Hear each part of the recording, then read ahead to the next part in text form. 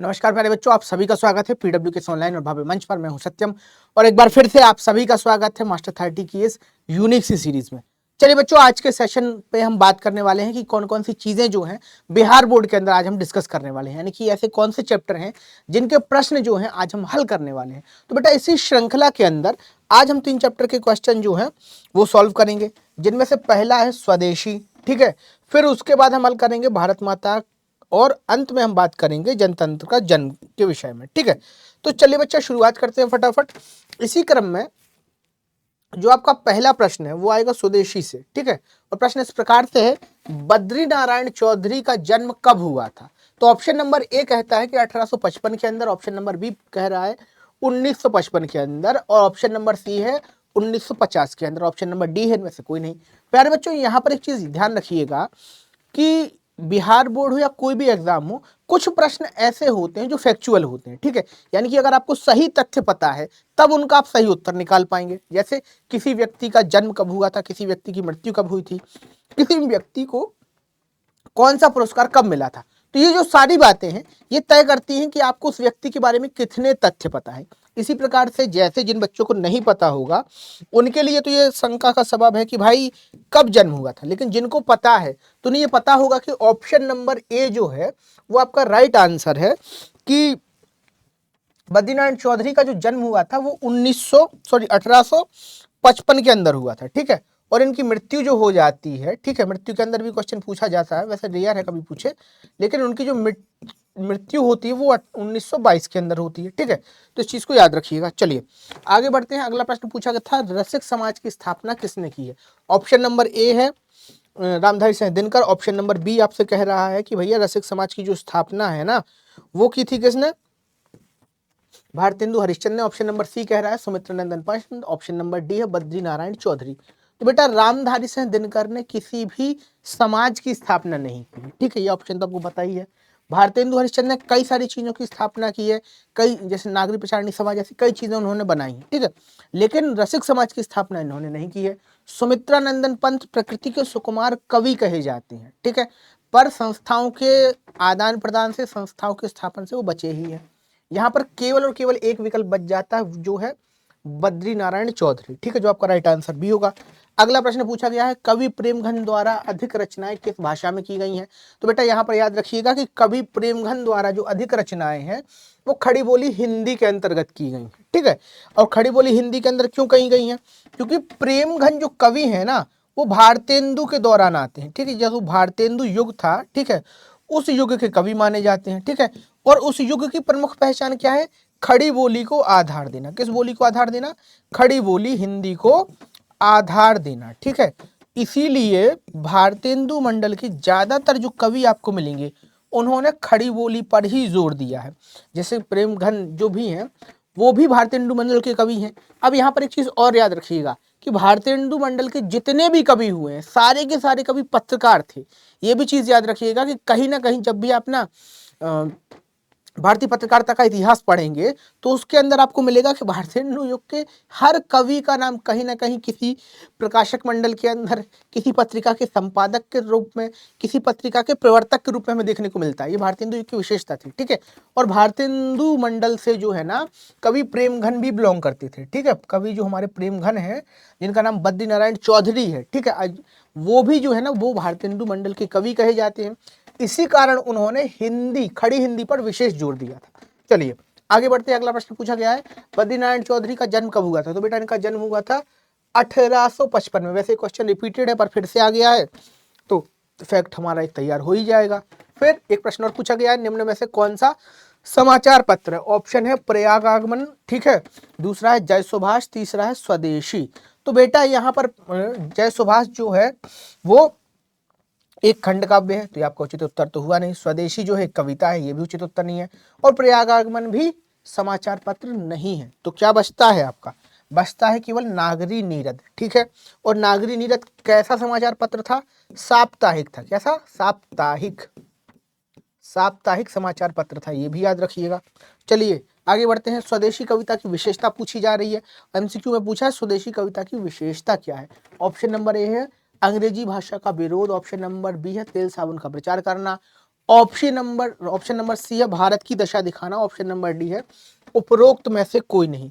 तो बेटा यहाँ पर जो है ऑप्शन नंबर सी आपका राइट आंसर हो जाएगा कि इस कविता का जो मूल उद्देश्य है वो इस बात को दिखाना है कि भारत की वर्तमान की दशा, यानी कि 1900 के आसपास, ठीक है, 1900 के आसपास भारत की क्या दशा थी, इस चीज का विवेचन करना इस कविता का मुख्य उद्देश्य है। तो भैया उस दौरान पता है क्या हो रहा था, कुछ नहीं था, केवल अंग्रेजी जो वातावरण है वो लोगों पर हावी था। ठीक है, एक तरफ हम आज़ादी का आंदोलन लड़ रहे थे, दूसरी तरफ हमारे समाज में इतना परिवर्तन हो चुका था कि सारी जो विदेशी संस्कृति है वो हमने एक्सेप्ट कर ली थी और लगातार उस पथ पर हम अग्रसर हैं। ठीक है, आज भी हम बहुत सी चीज़ें जो है वो विदेशों से ही सीख रही हैं या हमारे कल्चर का पार्ट हो चुका है। ठीक है, जैसे इसका एक छोटा सा एग्जाम्पल है इंगेजमेंट। ठीक है, भारतीय परंपरा में, भारतीय विवाह पद्धति में इंगेजमेंट नहीं हुआ करती थी। ठीक है, उससे पहले एक शादी तय होने के कुछ नियम दस्तूर हुआ करते थे, वो अलग बात है। ठीक है, लेकिन कल्चर इतना हावी हो चुका है हम पे कि इंगेजमेंट जैसी जो प्रथा है या जो संस्कार है, जो कि हमारा मूल संस्कार नहीं है, वो भी हमारी संस्कृति के अंदर आ चुका है। ठीक है, चलिए आगे बढ़ते हैं। तो इसी बात को प्रेमघन ने उठाया था। ठीक है, अब देखिए अगला प्रश्न पूछा गया, भारत में अब क्या दिखाई नहीं देता। पूछा जा रहा है भारत में अब क्या दिखाई नहीं देता। ऑप्शन नंबर ए कहता है भारतीय चाय, ऑप्शन नंबर बी पूछ रहा है परदेश की विद्या, ऑप्शन नंबर सी है अंग्रेजी ढंग, और ऑप्शन नंबर डी है भारतीयता। तो बेटा कविता का मूल भी यही था कि भारत के अंदर अब भारतीयता दिखाई नहीं देती है। ठीक है, तो यहाँ पर क्या प्रयास किया गया है, इस प्रश्न का उत्तर जो है वो भारतीयता है कि अब भारत के जो लोग हैं वो अंग्रेजों से ज्यादा अंग्रेज हो चुके हैं। ठीक है, तो यहाँ पर इस प्रश्न का उत्तर तो भारतीयता है कि भारत में अब क्या दिखाई नहीं देता, तो भारतीयता दिखाई नहीं देती है। और इसी बात को लेकर जो कविता लिखी गई थी उसका क्या नाम था, स्वदेशी। ठीक है, अगर पूछ ले कि स्वदेशी को स्वदेशी कविता के नाम से क्यों जाना जाता है या इस कविता का नाम जो है वो स्वदेशी क्यों रखा गया, तो उस प्रश्न के उत्तर में भी आप ये लिख सकते हैं कि मूलतः कवि का अर्थ मनुष्यों की, यानी कि मानवों की जो भारतीय समाज है उसकी चेतना को वापस अपनी संस्कृति और सभ्यता की ओर लाने के लिए था। इसलिए तत्कालीन परिस्थिति पर कवि व्यंग करते हुए, अंग्रेजी सभ्यता पर कवि व्यंग करते हुए भारत में स्वदेशी की चेतना को जागृत करने का प्रयास करता है। ठीक है, तो इस तरीके से इस प्रश्न का उत्तर भी आप लिख सकते हैं अगर 2 नंबर में आपसे पूछ ले कि कविता का टाइटल स्वदेशी क्यों रखा गया। चलिए आगे बढ़ते हैं। अगला प्रश्न हमसे क्या पूछा जा रहा है कि अंग्रेजी के अनुसार भारतीयों की बुद्धि विदेशी क्यों हो गई है। भैया ऑप्शन नंबर ए है अंग्रेजी संगत के कारण, ऑप्शन नंबर बी है विदेशी वस्तुओं के कारण, ऑप्शन नंबर सी है स्वयं के कारण, और ऑप्शन नंबर डी है अंग्रेजी शिक्षा के कारण। तो बेटा ऑप्शन नंबर डी जो है वो आपका राइट आंसर हो जाएगा कि अंग्रेजों की शिक्षा जो है उस प्रकार से हावी हुई है लोगों पर कि वर्तमान जो समय है, ठीक है, वर्तमान का समय और उस समय में भी हमारी जो भारतीयता है वो धीरे धीरे धीरे धीरे धीरे परिवर्तित होती जा रही है। हमारी जो सोचने विचारने की जो क्षमता है वो अंग्रेजों की तरह होती जा रही है। ठीक है, चलिए आगे बढ़ते हैं। जीर्ण जनपद किसकी रचना है, तो बेटा जीर्ण जनपद जो रचना है वो बद्रीनारायण चौधरी की है। ठीक है, यानी कि प्रेमघन की, किसकी, बद्रीनारायण चौधरी, जिन्हें हम प्रेमघन के नाम से भी जानते हैं। अब यहाँ पर एक एमसीक्यू ये भी बन सकता है तुम्हारा कि बद्रीनारायण चौधरी का उपनाम क्या है। ठीक है, तो आप बता सकते हैं कि प्रेम घन जो है वो इन कवि महोदय का उपनाम है। ठीक है, या फिर ऐसा प्रश्न भी आपसे पूछा जा सकता है कि प्रेम घन के नाम से किस कवि को जाना जाता है, निम्न में से कौन सा कवि प्रेम घन के नाम से जाना जाता है। तो आपका ऑप्शन हो जाएगा क्या, प्रेम घन के नाम से जाने जाते हैं बद्रीनारायण चौधरी। ठीक है, चलिए आगे बढ़ते हैं। अगली जो प्रश्न है, अगली जो प्रश्नों की श्रृंखला है वो जनतंत्र का जन्म नामक कविता से होगी। इस कविता के जो रचयिता हैं वो रामधारी सिंह दिनकर हैं। ठीक है, और यहाँ पर एक विशेष बात ये भी है कि भैया जी इस कविता के दौरान जो चीजें पूछी जा रही हैं, जो चीजें हैं, इस कविता का जो मूल उद्देश्य है वो जनता को जागृत करना है कि भैया जो लोकतंत्र है उसका जो राजा है वो जनता है। ठीक है, और जनता का जो शासन है वो होना चाहिए, ना कि शोषकों का शासन होना चाहिए। ठीक है, तो इस बात को लेकर उन्होंने चेतनात्मक भाव से कविता लिखी थी जिसका नाम है जनतंत्र का जन्म। चलिए इससे जुड़े प्रश्नोत्तरों को हल करते हैं। पहला जो प्रश्न पूछा जा रहा है वो आपसे इस प्रकार पूछा जा रहा है कि रामधारी सिंह दिनकर का जन्म कब हुआ था। ठीक है, तो ऑप्शन नंबर ए क्या पूछा जा रहा है आपसे कि 12 नवंबर 1907 में हुआ था। ठीक है, फिर पूछा गया है ऑप्शन नंबर बी में 18 अक्टूबर 1906 को हुआ था, और जुलाई के अंदर पूछा जा रहा है, यानी कि ऑप्शन नंबर सी ये कह रहा है 14 जुलाई 1905 को हुआ था। राइट आंसर भी ये है आपका ऑप्शन नंबर डी कि भाई उनका जो जन्म हुआ था वो हुआ था 23 सितंबर 1908 को। ठीक है, चलिए आगे बढ़ते हैं अगले प्रश्न में की ओर। तो देखिए वही क्वेश्चन रिपीट हुआ है। चलिए आगे बढ़ते हैं। अगला प्रश्न ये है, जनता की रोके राह समय में ताव कहाँ, वह जिधर चाहती है उधर काल मुड़ता है। प्रस्तुत पंक्तियां किस कविता से। ऑप्शन नंबर ए स्वदेशी, ऑप्शन नंबर बी है जनतंत्र का जन्म, ऑप्शन नंबर सी है भारत माता और ऑप्शन नंबर डी है हिरोशिमा। तो स्वदेशी कविता में किस चीज की चर्चा की गई थी, भारतीयता की चर्चा की गई थी। किसकी, कि हमारे जो लोग हैं उनमें भारतीयता का अभाव हो गया है। किसका अभाव हो गया है, भारतीयता का अभाव। ठीक है, स्वदेशी में भारतीयता की बात की गई थी। भारत माता में वर्तमान परिस्थिति को दिखाया गया था, यानी कि तत्कालीन परिस्थिति को दिखाया गया था। किसको, तत्कालीन। ठीक है,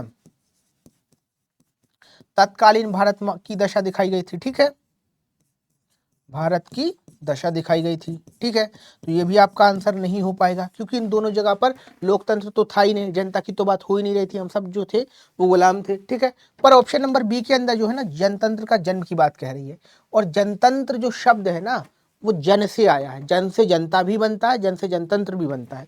तो यहाँ पर जो है ना ऑप्शन नंबर बी आपका राइट आंसर हो जाएगा कि जनता का जनतंत्र का जो जन्म है उसी कविता में ये बात कही गई थी कि जनता का रोके राह समय में इतना ताव कहाँ। ठीक है, तो ये बात जो है वो वहां पर कही गई थी। ठीक है, हिरोशिमा जो कविता है वो अज्ञे द्वारा लिखी गई कविता है, और इस कविता में जो है ना इस बात का वर्णन किया गया था कि जब बम गिरता है तब क्या होता है, यानी कि परमाणु बम के दौरान जो स्थितियां बनती है उनका चित्रण यहाँ पर मिलता है। चलिए आगे बढ़ते हैं। अगला प्रश्न पूछा गया, फावड़े और राजदंड बनने को है, यह पंक्ति किस कविता की है।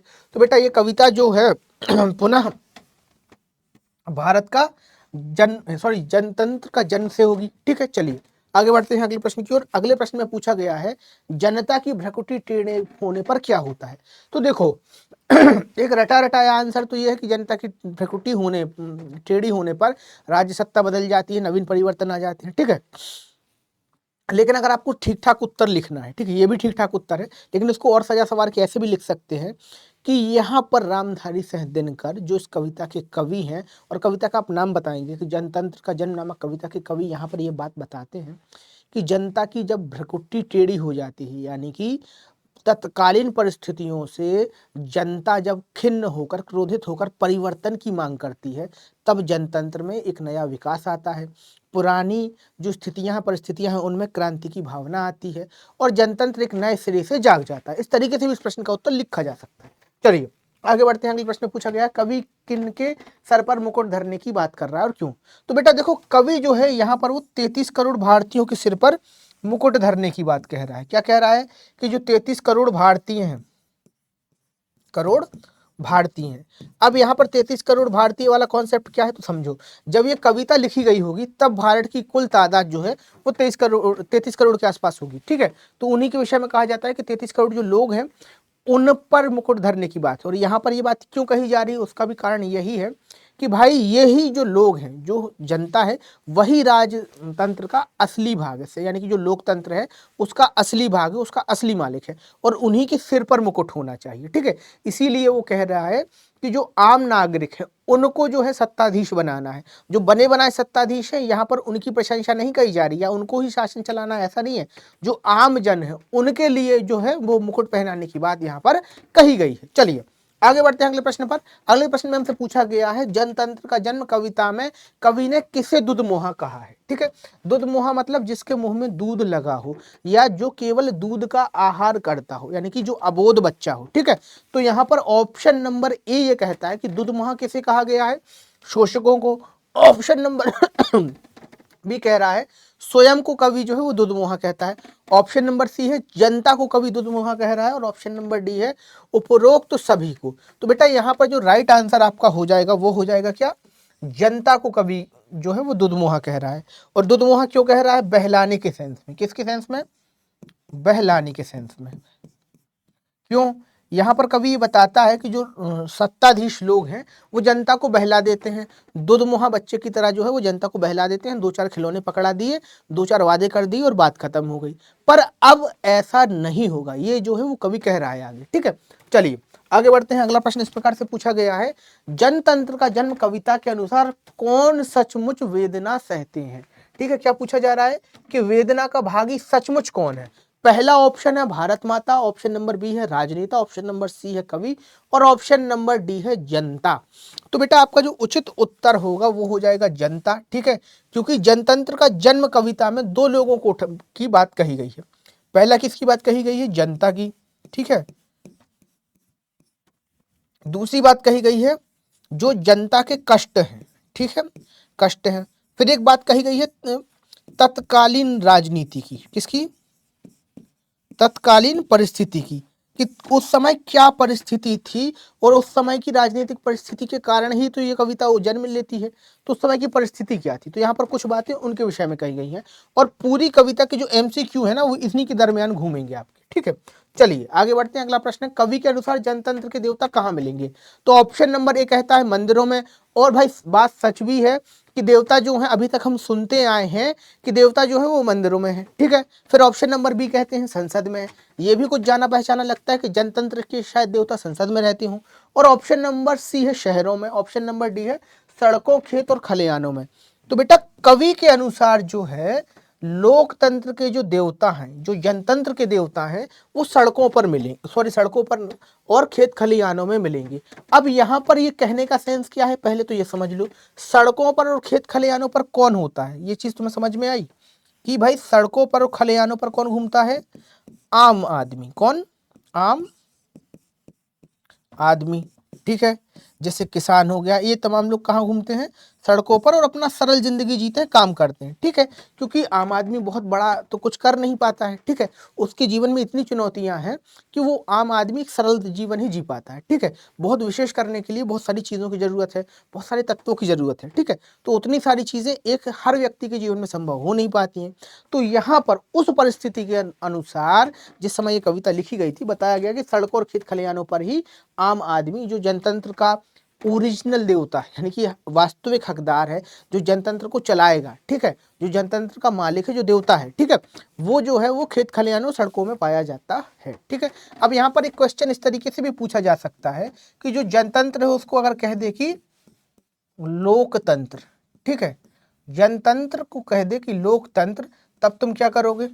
ठीक है, तो यहाँ पर याद रखना कि जनतंत्र और लोकतंत्र दोनों एक ही चीज होती है, इन दोनों में अंतर नहीं है, केवल शब्दों का अर्थ है। जन का अर्थ भी जो होता है वो जनता से होता है और लोक का अर्थ भी जनता होता है। ठीक है, चलिए आगे बढ़ते हैं। अगला प्रश्न आपका जो पूछा जाएगा या आएगा प्रश्न, वो आएगा भारत माता नामक कविता से, जिसके जो राइटर हैं वो सुमित्रा नंदन पंत है। तो बेटा यहाँ पर एक MCQ तो यही बन जाएगा कि भारत माता कविता के राइटर कौन है या लेखक कौन है, तो बता दीजिएगा कि सुमित्रा नंदन पंत है।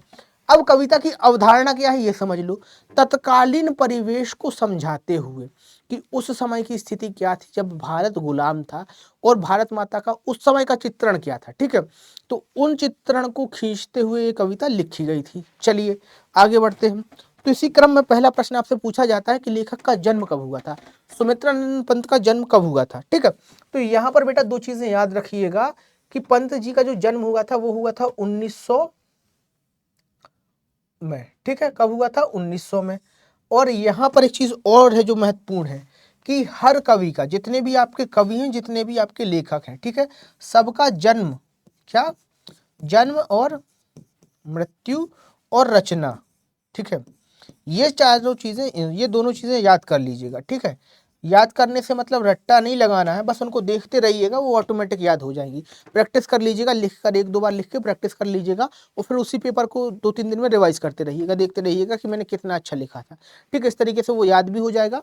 पर ये दोनों पॉइंट ना इंपॉर्टेंट है, क्योंकि देखो कवि बहुत ज़्यादा है, ठीक है, लेखक बहुत ज़्यादा है, ठीक है, और इन सारी चीज़ों को हम ऐसे सिलेक्टिव मोड में नहीं पढ़ सकते कि नहीं नहीं ये ही आएगा। तो कुछ चीज़ें हमें डिटेल में पढ़नी होती हैं। इसमें स्मार्टनेस ये है कि जो चीज़ें काम की हैं उनको पढ़ लीजिए, जैसे किसी लेखक का जन्म और किसी लेखक की रचना, ये बहुत इंपॉर्टेंट है। ठीक है, चलिए आगे बढ़ते हैं। अगला प्रश्न पूछा जा रहा है, पंत जी को कौन सा सम्मान मिला। तो भारत रत्न मिला क्या पंत जी को, राष्ट्रपति सम्मान मिला, खेल रत्न सम्मान मिला या भारतीय ज्ञानपीठ पुरस्कार मिला।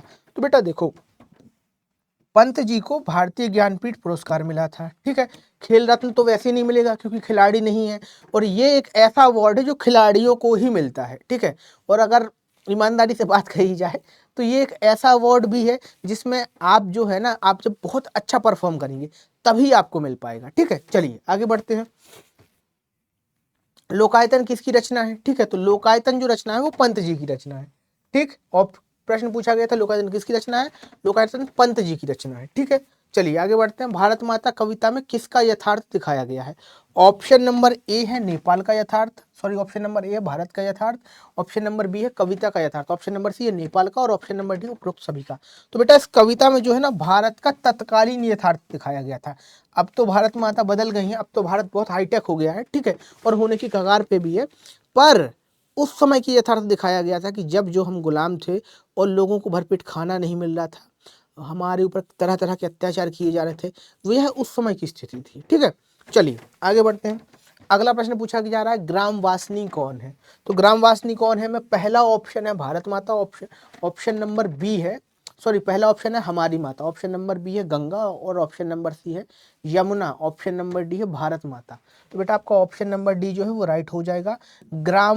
भारत माता को ही सदा ग्रामवासिनी कहा गया इस कविता में, यानी कि ऐसी स्त्री या ऐसी देवी जो हमेशा ग्राम में वास करता है। ठीक है, और ग्रामवासिनी कौन है? भारत माता है। ये बात क्यों कही जा रही है? क्योंकि गांव में भारत की आत्मा बसती है, जो संस्कृति है ना हमारे देश की वो गांव में ही बसती है। ठीक है, और ये बात सच है कि भाई भारत में क्या है कि जो संस्कृति है, जो जिस चीज़ के लिए भारत जाना जाता है वो सारी की सारी चीज़ें गांव में ही दिखाई देती हैं, शहरों में ये सारी चीज़ें नहीं दिखाई देती हैं। ठीक है, चलिए आगे बढ़ते हैं। अगला प्रश्न आपसे पूछ रहा है वीणा किनकी रचना है? ऑप्शन नंबर ए है Kumar Narayan, option number B है अनामिका जी की, ऑप्शन नंबर डी है सुमित्रा नंदन पंत, और ऑप्शन नंबर डी है रामधारी सिंह दिनकर। तो बेटा ये जो ऑप्शन नंबर सी है आपका राइट आंसर हो जाएगा।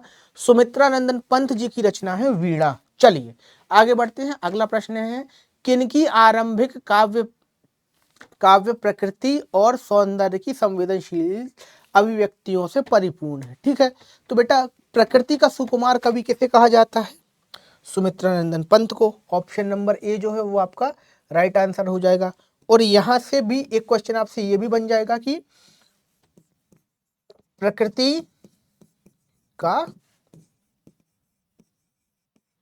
सुकुमार कवि, ठीक है, कौन? प्रकृति का सुकुमार कवि किसे कहा जाता है?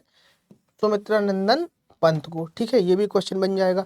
चलिए आगे बढ़ते हैं। अगला प्रश्न है सुमित्रा नंदन पंत का अंतिम काव्य कौन सा है?